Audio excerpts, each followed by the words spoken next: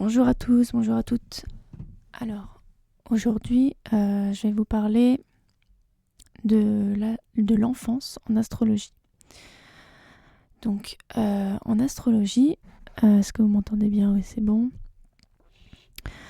En astrologie, on a 4 grands quartiers. On a donc de la maison 1, 2, 3, 4, un premier quartier, et ensuite on a 4, 5, 6, 7, on pourrait dire, parce que le 4 au milieu. La deuxième partie. Ensuite, on a du descendant au milieu du ciel, donc 7, 8, 9, 10. La troisième, et le milieu du ciel jusqu'à l'ascendant, 10, 11, 12, et on revient à 1. Et en fait, on pourrait faire le lien avec ces quartiers avec les étapes d'une vie. Alors bien sûr, tout est une question de point de vue, de perspective en astrologie. Bien sûr, quand on parle de l'ascendant de la naissance, en vérité, on peut parler aussi bien de la naissance biologique, physique, mais aussi d'une naissance symbolique. C'est-à-dire que dans une vie, on passe notre temps à renaître sans arrêt, à revenir à cette question d'identité. Donc là, je vais plutôt prendre sur le plan vraiment physique, biologique. Voilà, ce sera plus simple. Mais dites-vous que voilà, on revient toujours aux mêmes maisons sans arrêt dans une vie. C'est pas juste un tour et puis c'est tout. Et donc là, pour parler de l'enfance, je vais vous récapituler un petit peu vite fait les 4 premières maisons. Donc la première maison qui est associée au bélier, un signe de feu, donc représente la naissance physique. On va parler de la naissance physique surtout. Donc ça va parler de la grossesse. Donc quel genre de grossesse notre mère a pu avoir. Notre naissance, est-ce que notre naissance s'est bien passée aussi. Et ce qui est aussi très important, vu que la maison 1 est la maison de l'identité, c'est aussi quel nom on nous a donné. Car le nom, c'est vraiment comme ça qu'on est dans le monde, qu'on existe.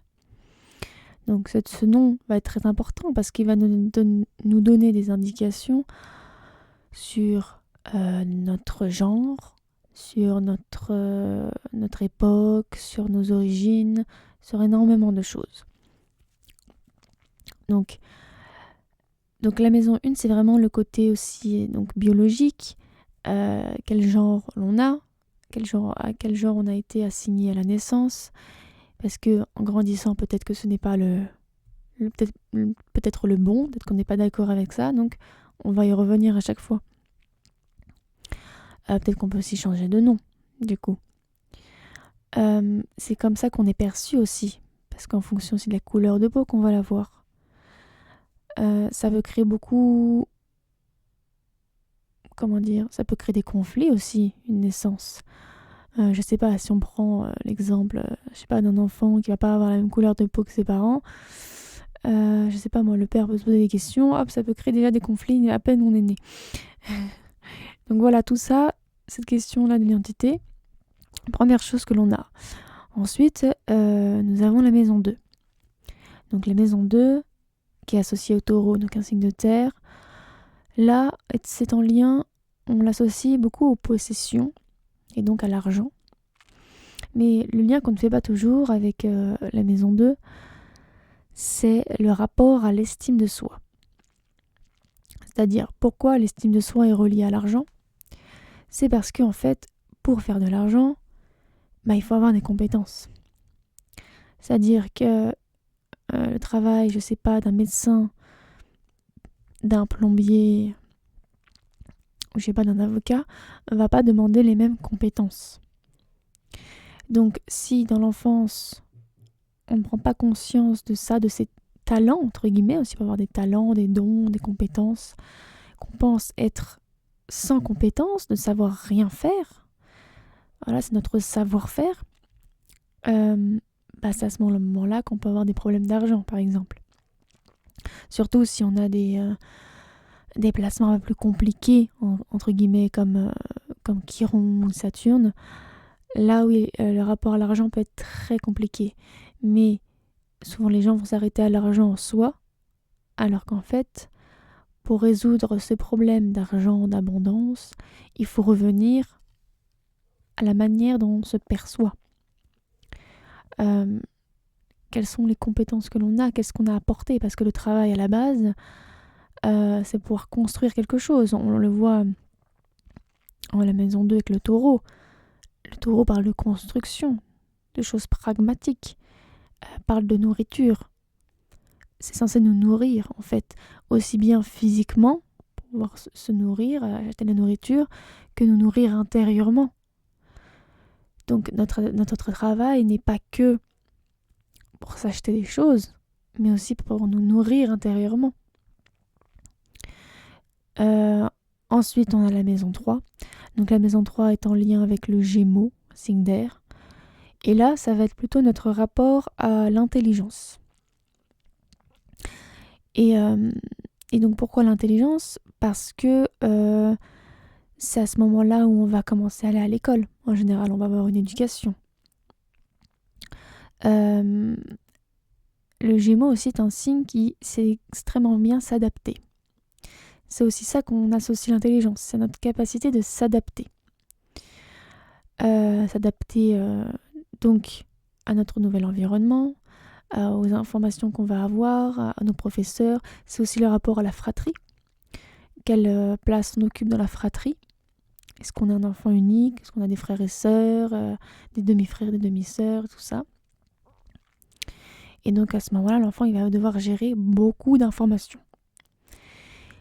Sauf que si, depuis tout petit, on a du mal à s'exprimer, parce que le Gémeaux parle d'expression, qu'il a du mal à exprimer sa pensée, s'il a de mauvaises notes par exemple, qu'il a des frères et sœurs qui peuvent le rabaisser, lui dire des choses, ou même des parents, des professeurs qui peuvent lui dire qu'il n'est pas assez intelligent, qu'il est bête ou quoi, ça va jouer sur notre perception que l'on a de notre propre intelligence.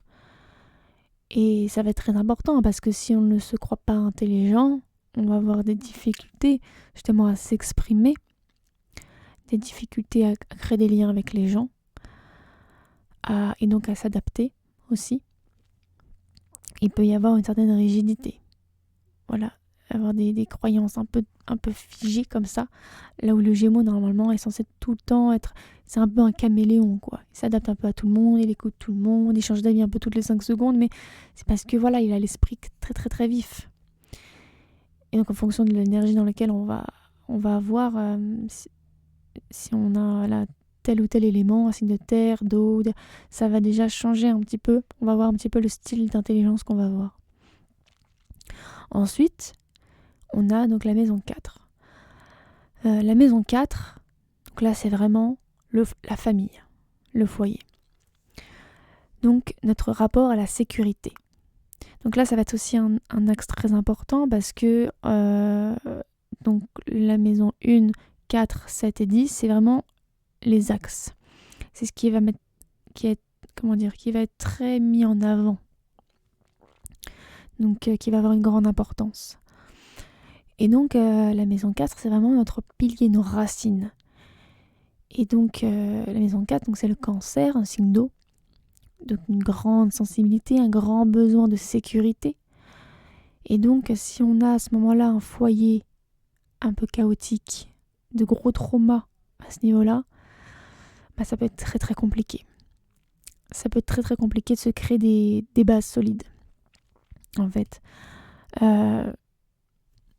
En fonction aussi de l'élément dans lequel on va avoir des planètes. Il faut bien regarder tout ça. Et donc ça va être aussi donc notre environnement familier, là où on va grandir, donc notre maison, notre ville, l'école où on va aller. C'est vraiment tout ce qui va être très familier. En fait, c'est pour ça qu'à chaque fois on va revenir à cette maison 4. Dès qu'il y a quelque chose qui ne va pas aller dans notre vie, hop, on va revenir à ce qui est familier. Donc c'est pour ça que c'est très important de la comprendre, cette maison 4. Donc ça va être aussi les traditions qu'on va avoir, je sais pas moi, la religion qu'on peut avoir. Euh, est-ce qu'on nous a, quelles sont les choses qu'on nous a appris, être poli, tout ça, l'hygiène qu'on va avoir, toutes ces choses-là en fait. C'est vraiment notre base. Et donc voilà, donc ces 4 premières maisons représentent vraiment notre enfance.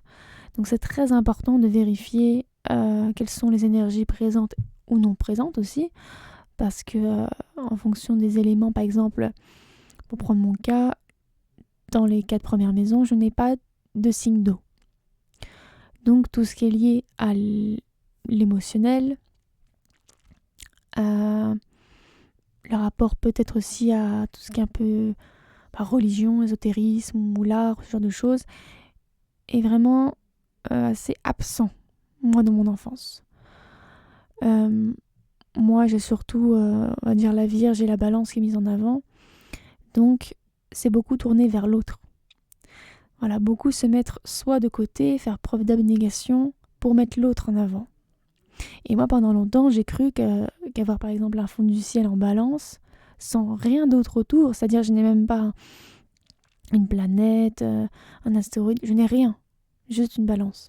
Et je me suis dit, mais c'est le meilleur placement qui soit pour un fond du ciel en fait. Je me suis dit, c'est la paix, c'est l'amour, l'art, la nature. Oui, et franchement, je ne changerai pour rien au monde mon fond du ciel. Mais la Balance, c'est aussi se mettre soi de côté pour les autres. Il n'y avait aucun tabou. On pouvait parler de tout, moi, dans mon enfance, mais on garde un peu ses problèmes pour soi. On ne dérange pas les autres. On ne crée pas de conflit. Ce qui est important, c'est de mettre l'autre à l'aise. Voilà, toujours faire les choses pour l'autre. Avoir des difficultés à dire non, ce genre de choses. Donc c'est bien aussi de voir ça, ce genre de choses. Pas forcément le côté positif ou que le côté négatif. Par exemple, on pourrait se dire, tiens, j'ai un fond du ciel en Scorpion, mon Dieu, c'est horrible. Ça veut dire que je vais toujours être en crise, que je serai jamais en sécurité ou quoi. On peut voir les choses de cette manière-là. Mais on peut aussi se dire, oui, mais le Scorpion, c'est la persévérance. C'est le lâcher-prise. Le Scorpion, il va au bout des choses. Donc certes, la Balance, par exemple, est bien, il n'y a pas de conflit, tout est calme, mais ça peut être aussi trop calme. La Balance doute beaucoup, a du mal à agir. Là où le Scorpion, lui, il agit constamment. Donc c'est en soi où c'est intéressant de revoir son enfance avec un peu plus de détachement. Se rendre compte qu'en fait, tout n'est pas tout blanc ou tout noir. En fait, c'est qu'une question de perspective. Parce que ça va vraiment nous construire en tant qu'être humain. On peut beaucoup, par exemple, idéaliser notre enfance ou au contraire la maudire, parce qu'on va beaucoup être dans ce conditionnement, dans cet aspect émotionnel, dans ces peurs, ces traumas. Et le but, c'est de réussir à prendre du détachement là-dessus, à observer son enfance avec beaucoup plus d'objectivité. Moi, je le vois avec beaucoup ma génération ou d'autres. On idéalise beaucoup notre enfance, à dire c'était mieux avant, tout ça, à montrer des images, des films de telle époque. Oui, mais ça sert encore à nourrir cette illusion. Parce que quand on est enfant, c'est pas que c'était plus facile, c'est qu'on arrivait mieux à s'adapter. Et donc il faut prendre cette capacité d'adaptation que l'on avait dans l'enfance pour pouvoir l'utiliser aujourd'hui en tant qu'adulte. Donc les 4 premières maisons, donc le Bélier, le Taureau, le Gémeaux et le Cancer. Donc c'est cette capacité d'aller de l'avant, de construire les choses, être pragmatique, en même temps de s'adapter, d'avoir beaucoup de joie, d'optimisme, sentir en sécurité, de se sentir protégé. Tout ça, on peut le prendre, le garder en nous. Après, c'est intéressant aussi de voir quels sont les autres éléments qu'on peut avoir. Est-ce que dans la première maison, qui est une maison de feu, est-ce qu'on a de l'eau, de la terre, de l'air, ou est-ce que c'est aussi du feu? Et donc, faire comme une sorte de puzzle, de voir en fait, en associant ces éléments, qu'est-ce que ça crée. Je sais pas moi, si on a un fond du ciel par exemple avec un signe, comme je disais, un signe d'air, On peut être une personne qui s'adapte assez facilement, qui a besoin de bouger, qui a besoin de sociabiliser. Si on a plutôt un signe de terre, on aime peut-être plutôt que les choses restent telles qu'elles sont. Besoin de beaucoup d'ancrage, de repères. Ça va pas être la même chose si on a un fond du ciel en Sagittaire. Peut-être on aura besoin de beaucoup d'être dans un environnement inconnu, un peu loin aussi, de voyager beaucoup. Peut-être que c'est là où on se sent en sécurité. Si on a un fond du ciel en Verseau, peut-être que notre famille, ce qu'on considère comme notre famille, notre foyer, là où on se sent en sécurité, c'est peut-être nos amis. Donc c'est bien de voir ce rapport-là. Qu'est-ce que signifie la famille pour nous? Où est-ce que je me sens en sécurité et pourquoi? Pourquoi je pense comme je pense? Quelles sont mes compétences? Qu'est-ce que je peux apporter au monde? Comment je me définis? Comment je me vois?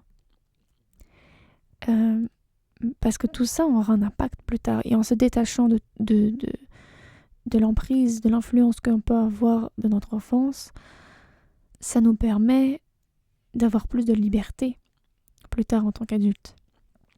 Parce qu'on est beaucoup moins influencé par tout ça, par ces croyances. Des fois, on peut avoir des traditions très lourdes, qu'on a du mal à se détacher parce qu'on nous a éduqué ça, mais est-ce que ça me correspond? Est-ce que ça me sert? Ou au contraire, est-ce que ça m'alourdit?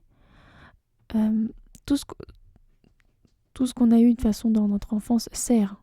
Ce n'est pas pour rien. Mais peut-être que ça peut nous servir à nous émanciper. Peut-être que si on a appris à mettre toujours l'autre en avant, c'est peut-être pour nous apprendre aussi à se mettre soi en avant. Voilà. Si dans notre premier quartier, on n'a que des signes qui ont rapport avec l'autre, qu'on a du mal à se mettre soi en avant, peut-être qu'il y a un travail là-dessus à faire, justement. C'est toujours l'inverse, en fait. Ce qui est assez logique. Quand, je sais pas, vous regardez un film ou jouez à un jeu vidéo et que le but du héros, par exemple, c'est de faire preuve de courage, et ben il va vivre que des choses qui vont lui demander du courage, des choses difficiles. Parce que c'est facile d'être courageux quand tout est facile. Donc c'est vraiment ça à observer. Donc je vous invite à regarder un petit peu votre enfance sous cette perspective-là. Et peut-être que ça vous aidera aussi à vous émanciper un petit peu de tout ça. Et à être un peu plus serein aussi en tant qu'adulte. Parce que le but est de toujours réussir à se libérer notre inconscient, libérer notre corps. Parce que c'est ça aussi qui peut nous créer des maladies, des douleurs récurrentes. C'est des choses qui sont ancrées tellement profondément, c'est tellement inconscient. Et encore, on n'est même pas dans le plus inconscient à l'enfance. Donc vous imaginez parce qu'il y a Lilith, Pluton, tout ça, c'est vraiment là, tout ce qui est un peu plus inconscient. Et là, l'enfant, c'est même pas ce qui est le plus inconscient. Et déjà, c'est une emprise énorme. Donc déjà, d'avoir un recul sur notre enfance peut déjà beaucoup nous aider. Voilà. Donc je vous invite à faire ça et bon courage à tous.